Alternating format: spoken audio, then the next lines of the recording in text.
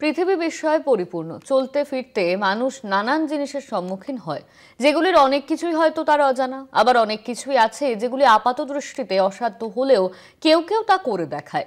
এমন একটি বিস্ময়জনক অথচ বহুজন সমাদৃত কাজ করে চমকে দিয়েছে শহর কলকাতার কিশোরী রামসা রইস। মাত্র 17 বছর বয়সে সে লিখে ফেলেছে 5টি বই।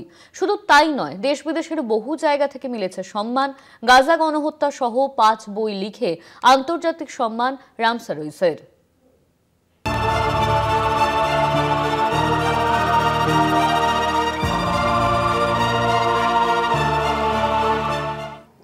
ছোট থেকেই বই পড়ার প্রবল ইচ্ছা একদিন বদলে যায় বই লেখাতে।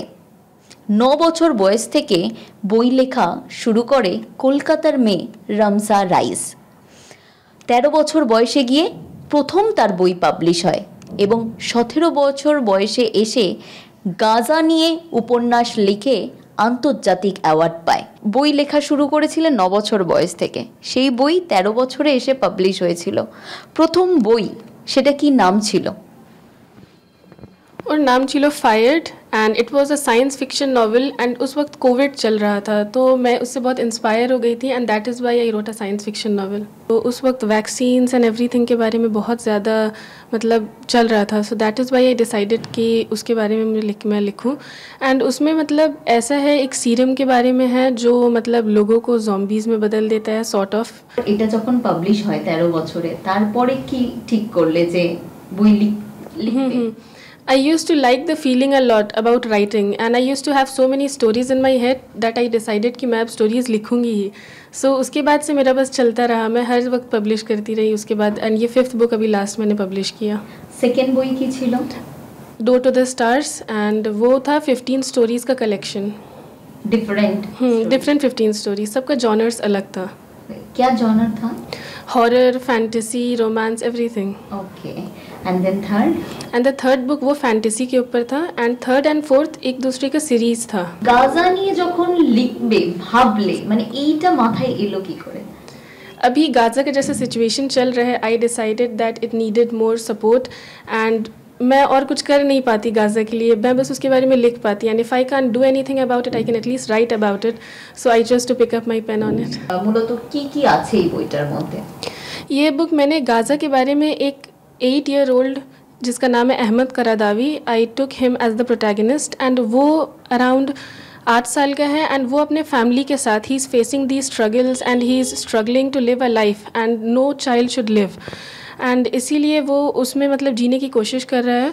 सो ये गाज़ा के बारे में इस तरीके से मैंने लिखा है दैट मतलब वो बच्चा एक जो जिसे खेलना चाहिए, जो स्कूल जाना चाहिए, एंड वो अभी गाज़ा में है जिस पे बॉम्ब गिर रहा है जो, and people are shooting at him, जिसे खाना नहीं मिल रहा है, तो वो एंड उसकी एक छोटी बहन जो कि 2 months ओल्ड है, तो उसी के बारे में ये बुक है। मैं बुक शुरू से जब लिखती थी तो मुझे बहुत ज़्यादा शौक नहीं था उससे मतलब रेवेन्यू कमाने का, I only wrote because I found it very fun. And मैं जब लिखती थी, मैं ऑनलाइन प्लेटफॉर्म्स में भी बहुत सारा लिखी हूँ, तो मैं फ्री में लिखती थी बिकॉज मुझे उससे मतलब रेवेन्यू नहीं चाहिए था। एंड इस बार भी जो गाज़ा के ऊपर मैंने लिखा है, तो मैंने डिसाइड किया कि जो भी रेवेन्यू आएगा, since I don't need it, I am going to give it to people who need it more than me, so मैं वो जितना भी रेवेन्यू आएगा, so I have decided that I am going to give it to the funds which are actually going into Gaza taking the aid, तो ये मैंने decide किया है। বড় হয়ে কি হওয়ার ইচ্ছা আছে? बड़े होकर डॉक्टर बनने की इच्छा। বুক রাইটার প্লাস ডক্টর একসাথে চালানো যাবে মনে হচ্ছে? मतलब मैं डॉक्टर बन के भी तो बुक्स लिख सकती हूँ, तो लेकिन अगर मैं सिर्फ बुक्स लिखती हूँ तो मैं डॉक्टर नहीं बन सकती हूँ, तो मुझे बस दोनों ही लेके चलना है। কলকাতার মেয়ে রামসা রাইস, যেটা আমি প্রথমে ইন্ট্রোডিউস করেছিলাম, বই লেখা তো তার হবি, কিন্তু তার সঙ্গে সঙ্গে ভবিষ্যতে ডাক্তার হয়ে মানুষের সেবা করা, মানুষের পাশে থাকাও তার প্রধান লক্ষ্য, এবং তার সঙ্গে সঙ্গে বই লেখা তো থাকবেই। এবং কলকাতা টিভির তরফ থেকে অনেক অনেক শুভকামনা রইল রামসা রাইসের জন্য। ক্যামেরায় অরিন্দম ভদ্রের সঙ্গে রিয়া মাঝি, কলকাতা টিভি।